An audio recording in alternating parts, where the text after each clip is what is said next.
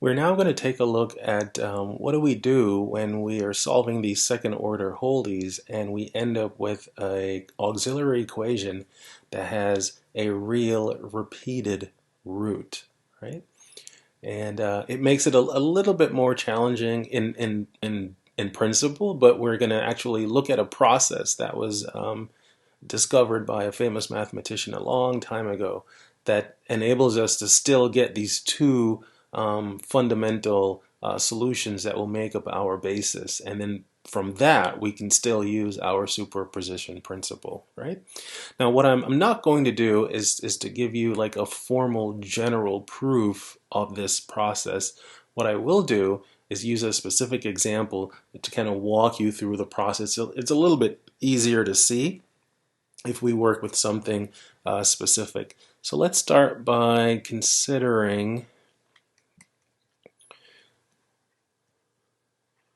So let's say this is our second order wholey. So what do we have? We have y double prime minus 12y prime plus 36y is equal to 0, right? So our process starts by writing down the corresponding auxiliary equation or characteristic equation. And for us, it would be m squared minus 12m plus 36 is equal to 0. And when we look at this, we realize that this quadratic factors as m minus 6, m minus 6. So what we actually end up with is a perfect square. And what happens is m1 and m2 are equal. So they're both equal to 6. Well, what does this tell us? Well, it tells us that we have one special function that satisfies this. So we have that our y1 will be equal to e to the 6x. The problem is I can't just say, okay, write down another one. I can't say that y2 is e to the 6x because then these are not linearly independent. In fact, they're 100% dependent on each other. So I can't do this, right? Because this is, again, not linearly independent, right? Independent of y1.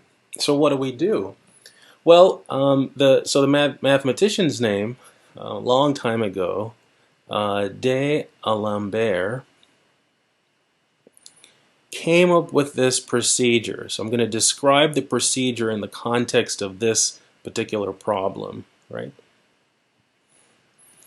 And he says, okay, I can't just write down the e to the 6x, or not just e to the 6x, but I can't write down any constant multiple of e to the 6x, because then again, y1 and y2 would not be linearly independent.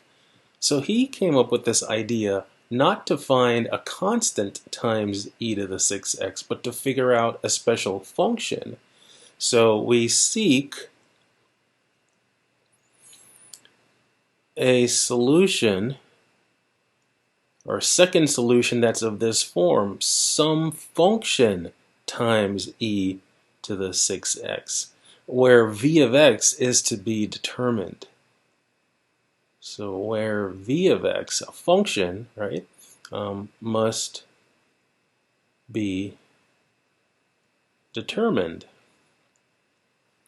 Well, how do we figure out what this special v of x has to be? Well, the thing is, we still want this function to be a solution to this differential equation.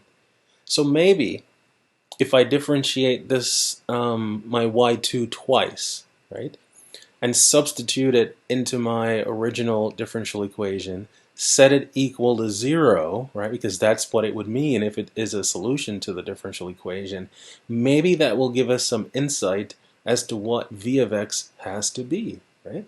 So, well, let's roll up our sleeves and do some differentiation. Now, I say roll up our sleeves because we're going to have to do the product rule now, because this represents the product of two functions.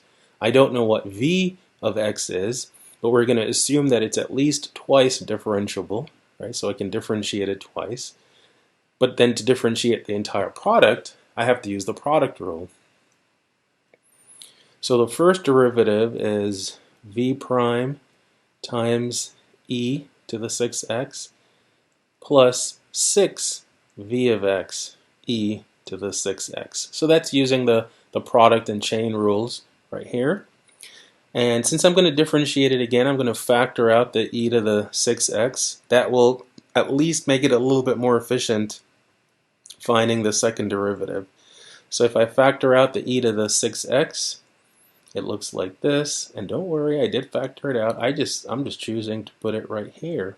Right? I can factor it out this way, or I can put it in front. So there's our first derivative of our guess. So now let's write down the second derivative. Just giving myself a little bit more room. So some more room. So derivative of what's in parentheses here is v double prime of x plus 6v of x of v prime, right? And then times e to the 6x, and then plus what's in parentheses, so that's the v prime plus 6v, and then times the derivative of the e, which is again 6e to the 6x. And once again, I can go ahead and factor out the e. So let's see what the second derivative looks like when it's factored. I only have one v double prime term. So there's my second derivative.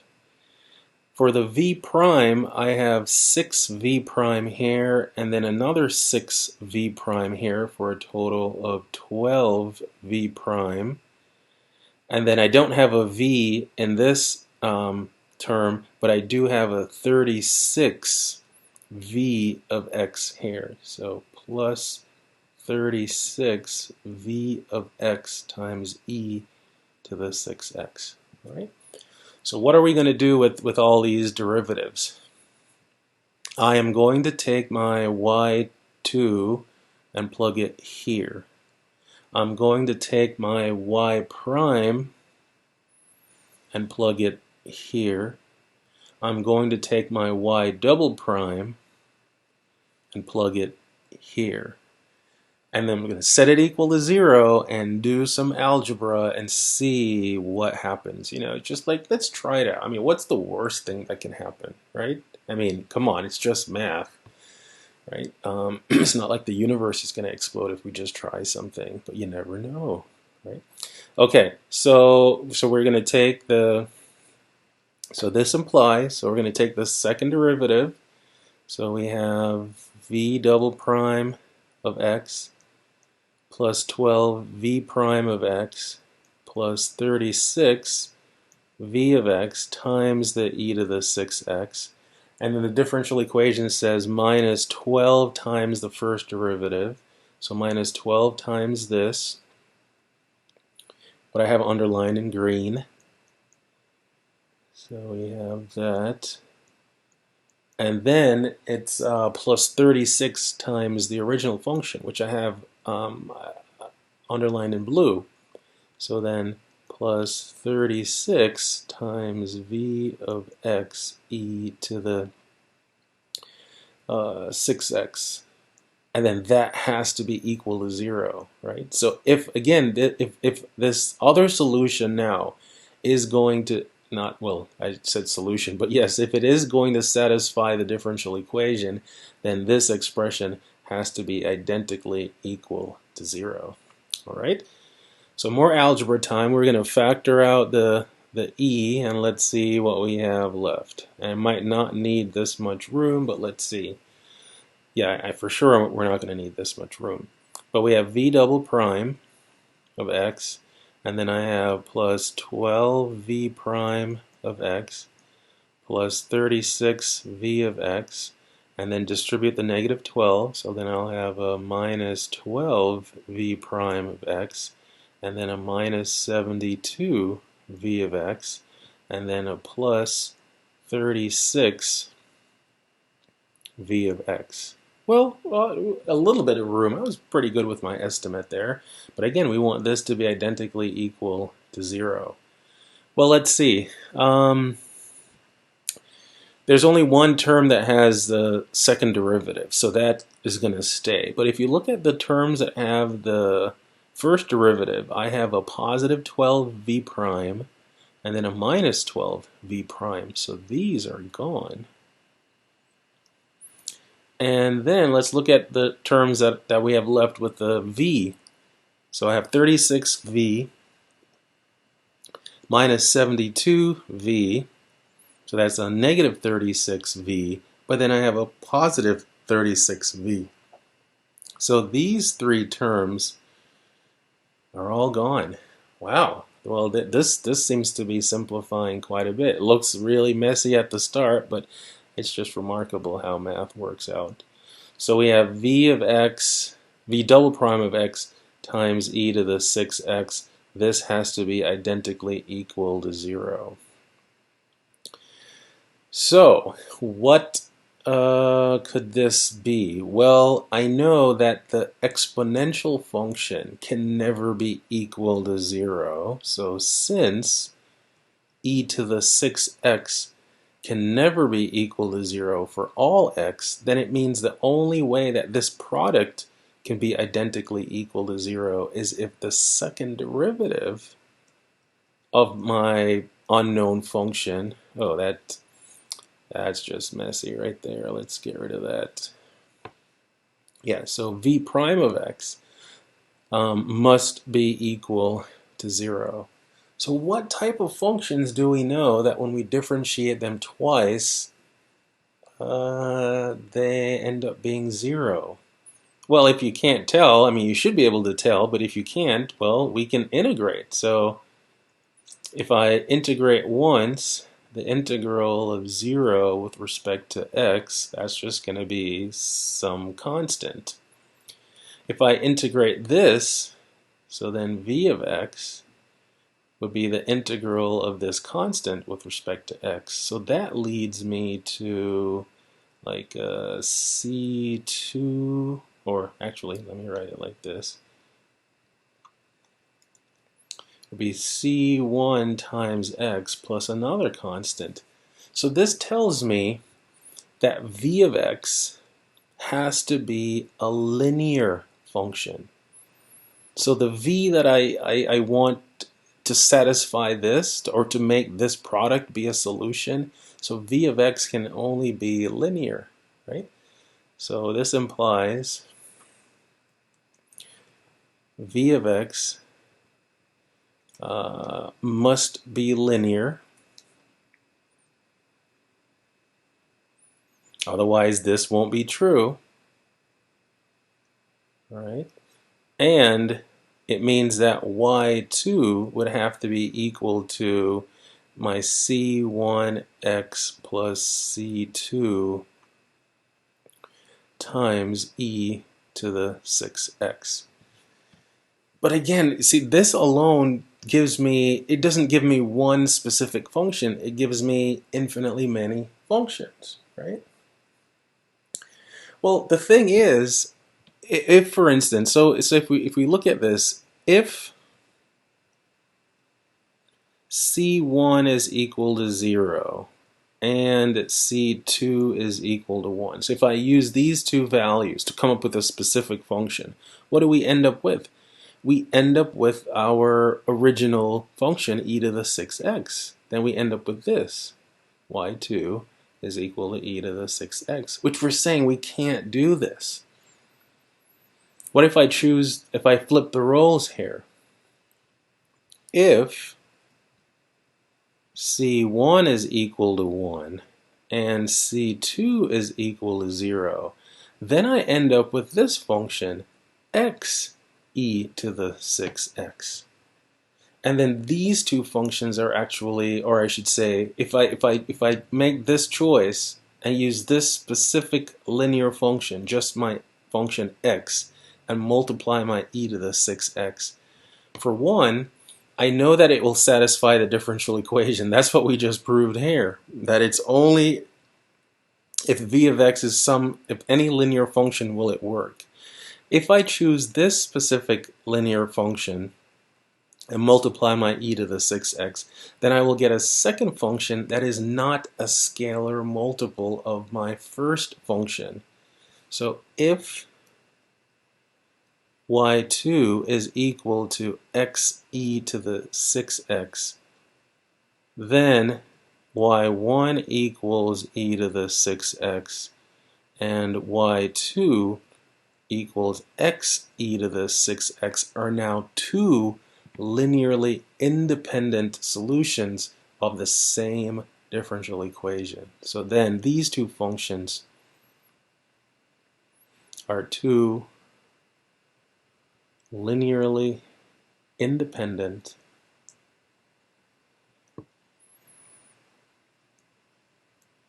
solutions of the whole-D. And that's what I need to find the general solution. So now I can use my superposition principle and write down the general solution. So therefore,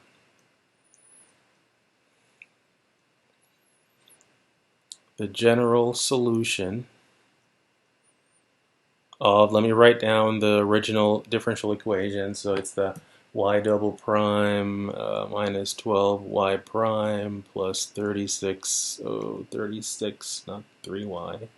So 36y equals 0. So the general solution of this is, drum roll please, so it's y equals c1 e to the 6x plus c2 x e to the 6x, right? And that's what D'Alembert figured out is, okay, I can't take a scalar multiple of this because I lose linear independence. And that is a fundamental part of these whole-Ds, is finding linearly independent solutions that both satisfy the differential equation. And from with these two, I can now use that superposition principle and write down all the possible solutions to this, right? So let's go ahead and summarize, right? Let's go ahead and summarize this in the form of a theorem. Now, in the theorem, I will also state a very useful check, if you will. How do we know in advance, if we could know from the outset that we are going to end up with these, this perfect square scenario where you end up with a real repeated root, then it kind of gives you a heads up and you're prepared to use this procedure, right? That was discovered by D'Alembert, right? So this is our theorem. So in the theorem, I'll remind you of how you can check a quadratic to see if it is a perfect square. So for a y double prime plus b y prime plus c y is equal to 0, if, and this is the check, the way using the typical variables or constants in a quadratic equation, if b squared minus 4ac is equal to 0, then the auxiliary equation will always have a real repeated root. And so this is the check. And you might remember that this expression here is called the discriminant of the quadratic. And it tells you the three, which of the three possible cases a specific quadratic falls in, right? So this discriminant, so if the discriminant is equal to 0, the auxiliary equation, it must have a real but repeated root, and I'm just going to call it m. So like m, and then, so basically this is true, right? So that the two values of m end up being the same number, right? So moreover,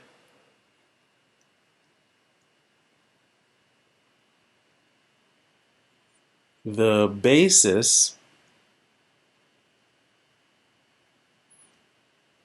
for the Holdy, so the two special functions, right? So that basis is this set. It's the e to the mx, right? So that repeated value m. So that's going to be your first function. And then the second function is always going to be x times e to the mx, right? And we can write down the general solution, and the general solution is, and then it's again all possible linear combinations of these two linearly independent functions. So it's c1 e to the mx plus c2 x e to the mx, right? And this is the theorem that you get to use. So you don't have to go through the entire procedure that I described or illustrated, right? That was mainly to give you an idea of where does this mysterious x come from? Where's the x in this case? Well, again, it's through that process discovered by D'Alembert. All right? So let's take a look at an example of this. See how it goes. And so let's do something like this. I'm going to give the differential equation in a slightly different form. We've been using primes all along, and we've been using y and x as our variables. But let's change it up a bit. So let's say that the differential equation is d2y dt squared plus 10 dy dt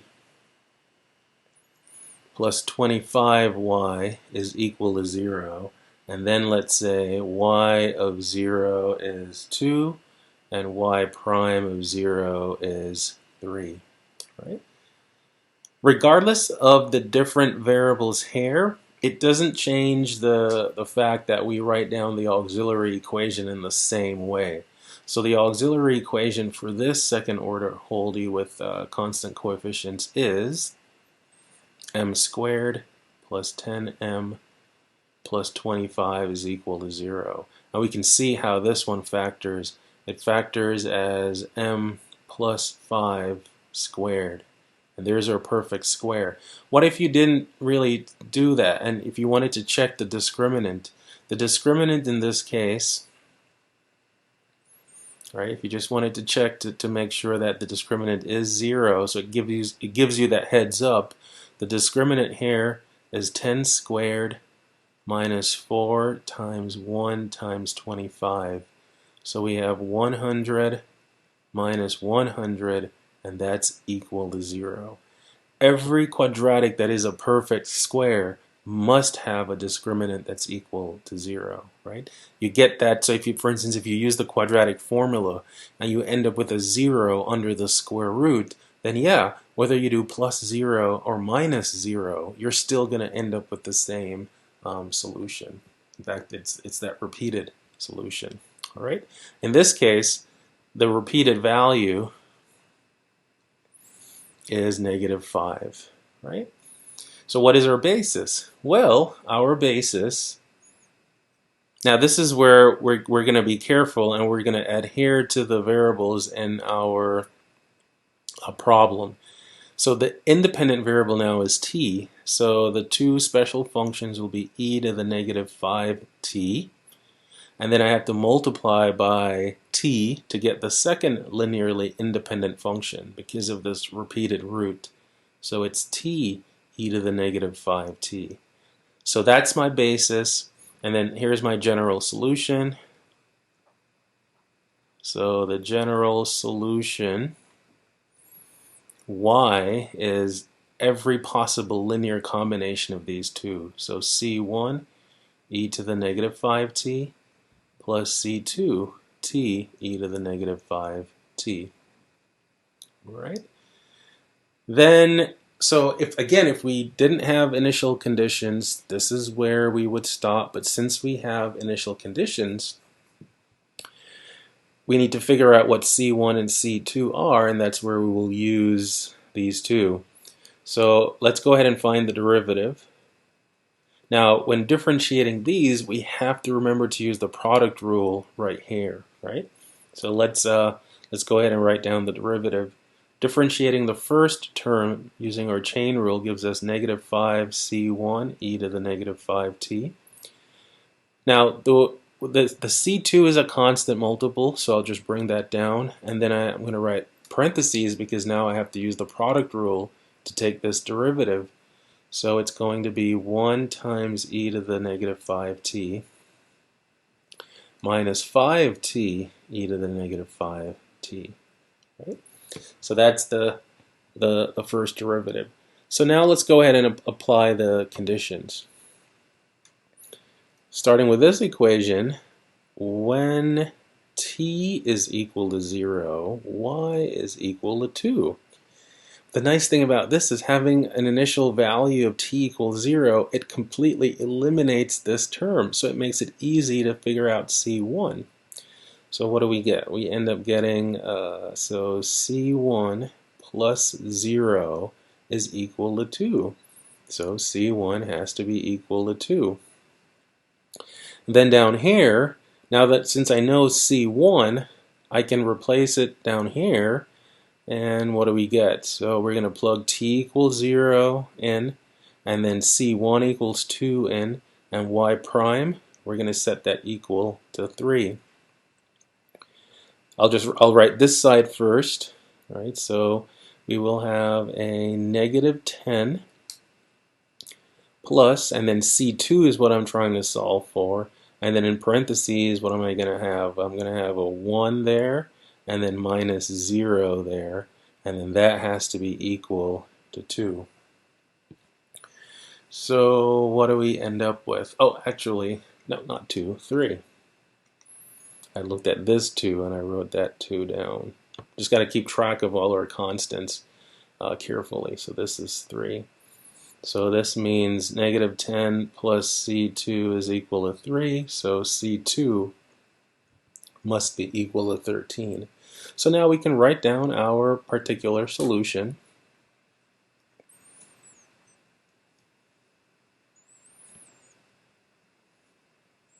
So our particular solution is this. It's y equals, so I have 2 times e to the negative 5t. And then plus 13t e to the negative 5t. And that, again, is guaranteed to be our unique solution based on that existence and uniqueness theorem. All right, and there we go. So with this nice process that D'Alembert discovered, we have this nice theorem now that tells us what to do whenever our quadratic of our auxiliary equation ends up being a perfect square. So what do we have left? We have to handle the case of when our auxiliary equation has complex roots. Sounds hard. No, it's not. It's actually very beautiful. So if you want to see the beauty that ends up being the complex case, hop on over to the next video. I'll see you then.